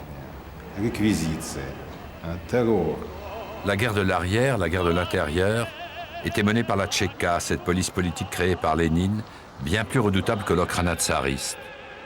La Tchéka avait un droit de vie et de mort sur tout ce qu'elle arrêtait, ceux chez qui elle perquisitionnait. Par exemple, les paysans, refusant de livrer leur blé à l'État, dans cette Russie bolchevique aux abois, mais qui refusait de s'effondrer.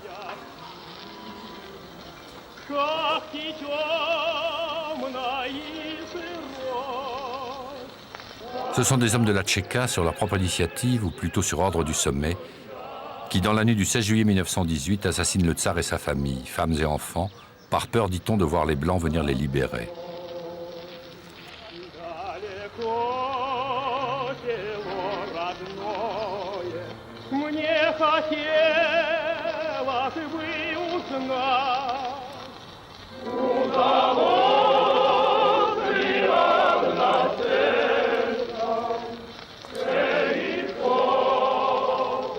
La guerre contre les Blancs se termine, une terrible famine ravage le pays.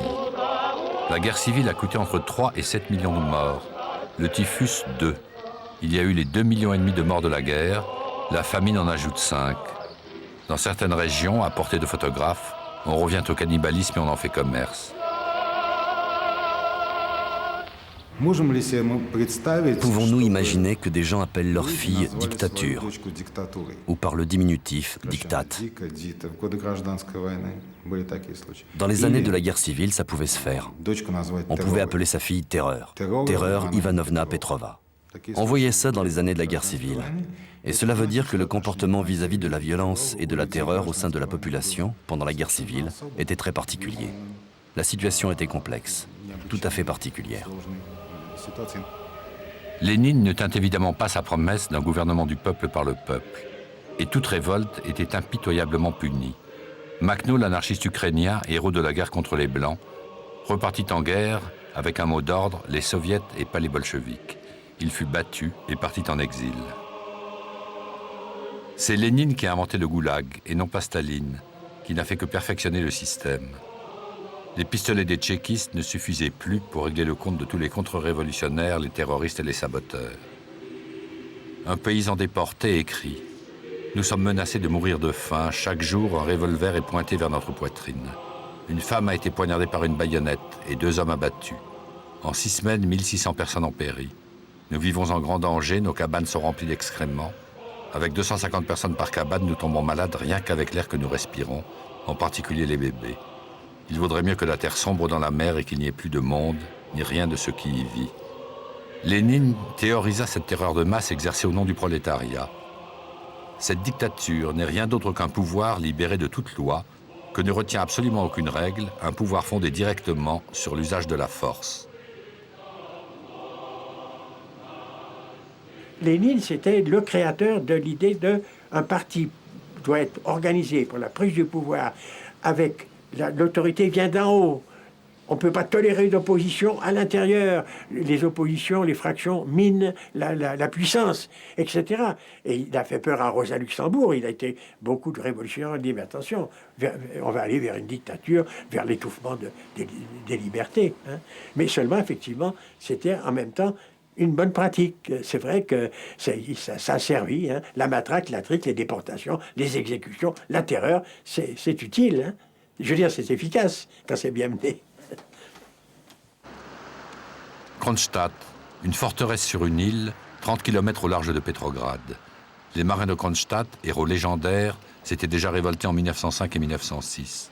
En février 17, ils s'emparent de la forteresse, exécutent les officiers supérieurs et forment un soviet. Ils sont en octobre les fers de lance de la Révolution.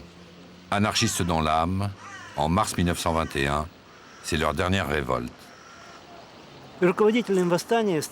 Les dirigeants de l'insurrection étaient ces marins de la mer Baltique qui avaient conduit la révolution à Petrograd. Ils ont choisi un slogan « Les soviets sans les bolcheviks ». La particularité de Kronstadt était qu'il y avait parmi eux beaucoup de paysans des provinces de Pskov, Novgorod. Ils recevaient des lettres de chez eux disant que les gardes rouges étaient là et qu'ils confisquaient tout ce qui peut être confisqué chez les paysans. Provisions, pain, pommes de terre et tout le reste, sans rien donner en contrepartie. En fait, les détachements chargés de la réquisition des aliments se livraient à un racket pur et simple. Après 17 jours de révolte, Kronstadt est écrasé par l'armée rouge et les marins fusillés ou emprisonnés, sauf ceux qui ont pu fuir en Finlande. La révolte et la répression de Kronstadt, comme celle des paysans de Tambov quelque temps avant, marquent la fin d'une utopie, la fin du rêve du gouvernement du peuple à travers les soviets. Désormais, c'est seulement au nom des intérêts supérieurs du parti bolchevique, défini par ses seuls dirigeants, que le pays sera gouverné. La survie du bolchevisme exige un pouvoir de plus en plus autoritaire.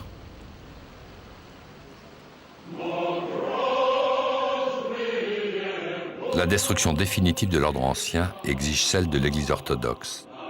En 1922, les églises, les trésors, sont pillés sur les ordres directs de Lénine. Mais pour faire disparaître cette religion, qui n'a pas sa place dans la société socialiste, il faut éradiquer son clergé. Rien qu'en 1922, plus de 2500 prêtres, 2000 moines, 3500 moniales seront tués. La place est libre pour les tenants de la nouvelle foi.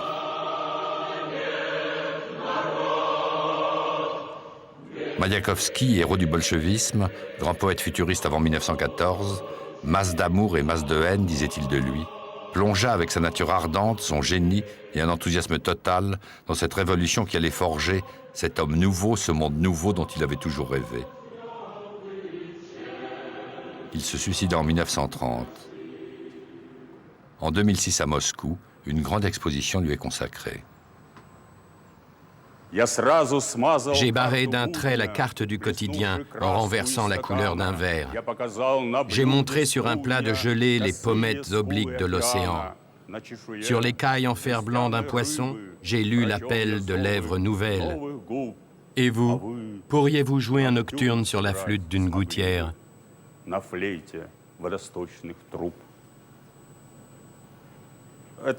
Ce poème est un poème clé. Avec lui, Maïakovski est entré dans le monde de la poésie.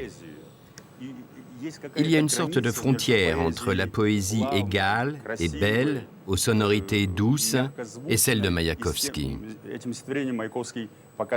Avec ce poème, Maïakovski s'est imposé comme un homme nouveau dans la poésie. Nouvelle rime, nouveau thème et une nouvelle prosodie. Lénine n'appréciait que modérément l'avant-gardisme de Maïakovski, que soutenait avec fidélité son ami Lunacharsky, le grand responsable de la culture et de l'éducation. Les rapports entre Maïakovski et Lunacharsky étaient extraordinaires. Lunacharsky aimait Maïakovski. Même si Maïakovski critiquait parfois Lunacharsky, celui-ci s'adressait à Maïakovski avec beaucoup d'autorité. Il voyait l'immense talent de Maïakovski. Il comprenait que Maïakovski pourrait apporter à l'art qui venait, à l'art socialiste, un grand renouveau, qu'il était l'homme que la nouvelle vie attendait.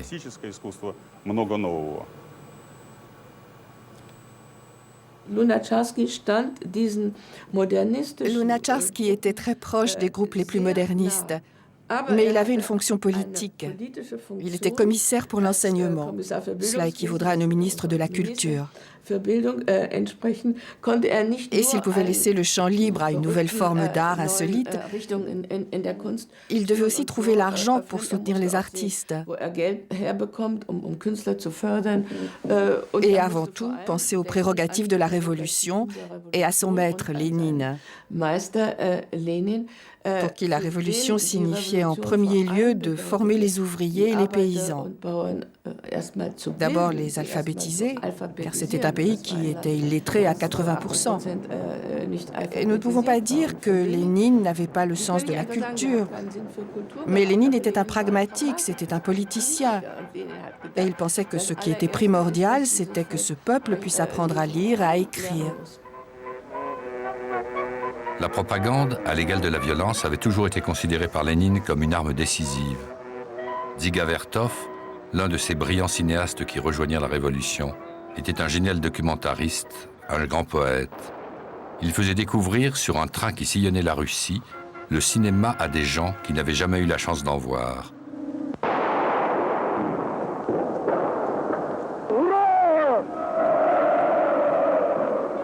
La Russie était immense, et le train, le seul moyen de la traverser, c'était des maisons de la culture ambulantes qui allaient d'un bout à l'autre du pays.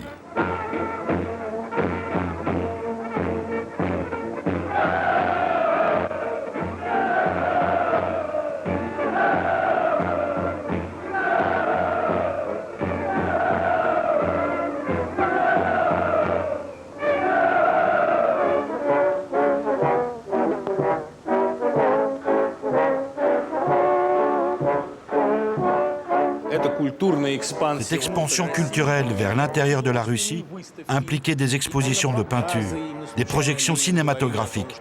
C'est pour ça que Lénine disait « Le plus important des arts est l'art cinématographique ». Des caravanes avec gramophone racontaient les actes et diffusaient les discours de Lénine. Un gigantesque programme culturel et révolutionnaire. Ce qui est magnifique, c'est que cette expansion était apparemment minimale, alors qu'intérieurement, les tentacules du processus atteignaient les régions les plus éloignées, les coins les plus reculés. À l'époque, l'idée de jouer un opéra ou un spectacle classique pour les paysans ne paraissait pas tellement utopique. La Révolution et la guerre civile n'avaient pas d'un coup de baguette magique fait sortir la Russie profonde de son illettrisme, d'où l'utilisation intensive de l'image au service de la propagande. Les affichistes étaient remarquablement inventifs et efficaces dans ces années d'âge d'or de la culture russe, où peintres, sculpteurs, musiciens, hommes de théâtre, architectes rivalisaient de talent. Mais cela ne dura pas, et les génies russes partirent pour la plupart en exil. Lénine, et encore moins son successeur, n'appréciait guère l'avant-garde et la liberté qui va avec. Les grands peintres, les Kandinsky, Chagall, Larionov ou Goncharova ont commencé à définir leur ligne artistique, futurisme et constructivisme, avant la Révolution. Nous connaissons de nombreux tableaux qu'ils ont peints en 1906, 1907, 1914, 1915. Mais pour eux, la Révolution signifiait sur ce point un incroyable enrichissement, parce que leur sentiment, c'était « désormais tout est permis ». À présent, nous pouvons tout faire. C'est une liberté sans borne que nous avons, nous les artistes. Et en plus, nous avons un État qui n'exerce plus de contraintes par l'intermédiaire de l'Académie des Beaux-Arts, de certains musées, ou pour le théâtre avec le théâtre impérial. Avec une politique théâtrale très traditionnelle, déterminée par le goût de la cour ou de la bourgeoisie.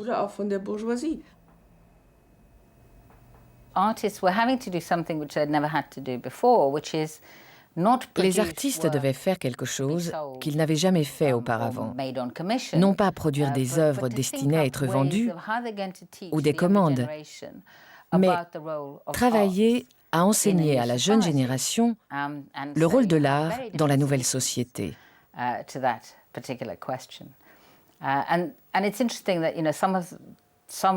Quelques-uns des plus grands artistes étaient capables de produire de la vraie propagande, aussi bien que de la contre-propagande. Et ça ne posait pas de problème.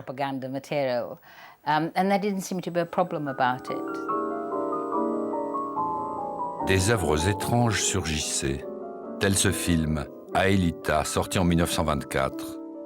Le metteur en scène Protazanov inventait un avenir, un monde nouveau, un rêve ou un cauchemar, mais en tout cas un univers pas très socialiste.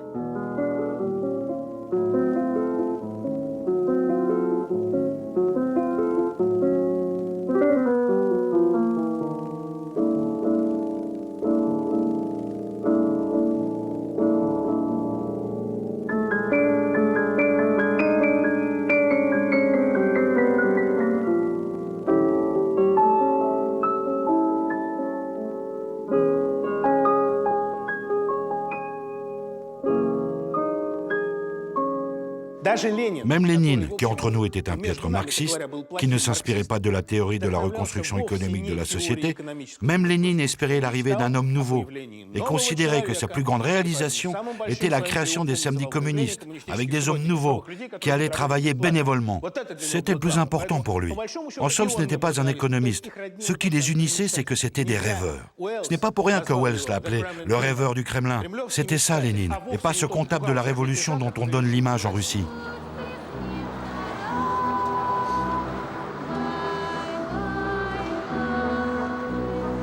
Lénine mourut en 1924, réduit au silence par la maladie depuis des mois.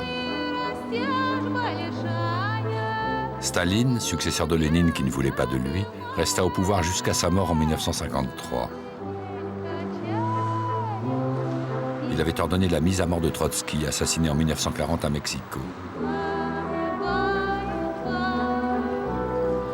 Kerensky survécut en exil jusqu'en 1970.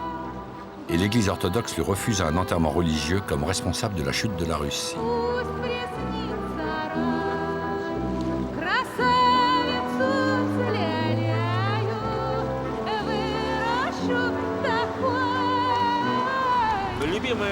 Mon histoire de rat préférée, c'est l'histoire de l'expérience célèbre du paradis des rats. On place les rats dans des conditions idéales, où tout ce dont ils ont besoin leur est accessible. Et cependant, certains rats quittent ce paradis et s'en vont malgré tout dans de mauvais endroits où tout va mal. Pourquoi cela ? Parce que la nature comprend très bien que si une catastrophe globale survient et que tous ceux qui se trouvent au paradis viennent à mourir d'un coup, ceux qui sont partis peuvent engendrer une nouvelle génération et assurer la survie de l'espèce. N'importe quelle révolution culturelle, technique, politique est une tentative de partir du paradis pour aller là où il est dur de vivre, de partir même pour des endroits où règne un état de crise pur et simple, parce que cette crise contient des éléments de renouveau. C'est pour cela qu'on peut dire de la révolution qu'elle a apporté plus de mal que de bien à la Russie, mais qu'elle a aussi apporté beaucoup de bénéfices à son entourage.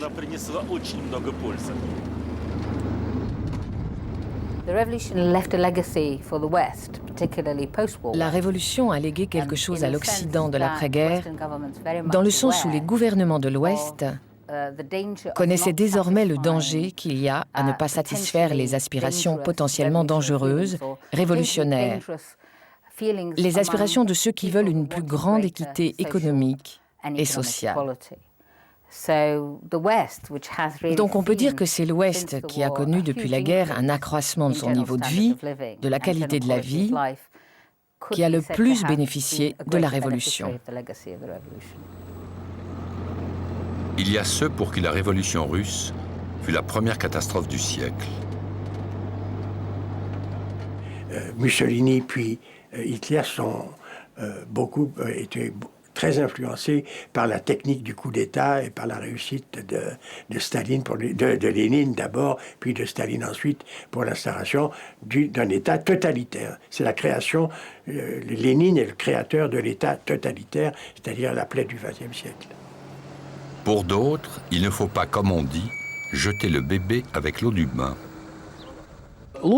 Les esprits brillants, d'une façon ou d'une autre, ont toujours imaginé de reconstruire le monde pour le rétablir sur des bases plus rationnelles et plus parfaites. Et tôt ou tard, ils arriveront à leur fin. La première fusée a explosé lors de son lancement, mais l'exploration spatiale a continué.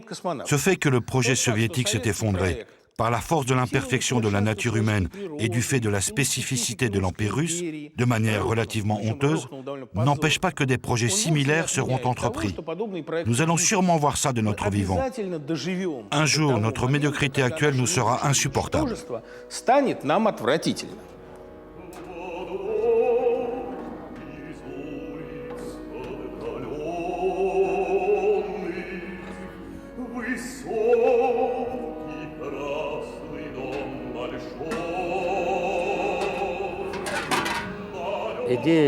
En ce qui concerne la Révolution, c'est une idée magnifique.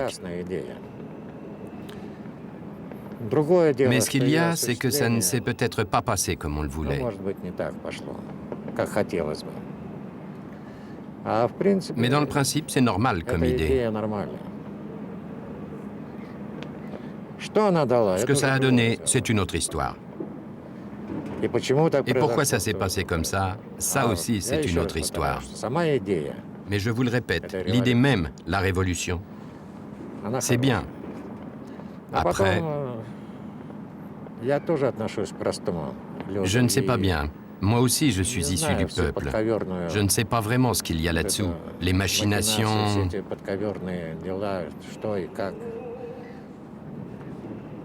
Mais je le répète encore, l'idée de la révolution est bonne.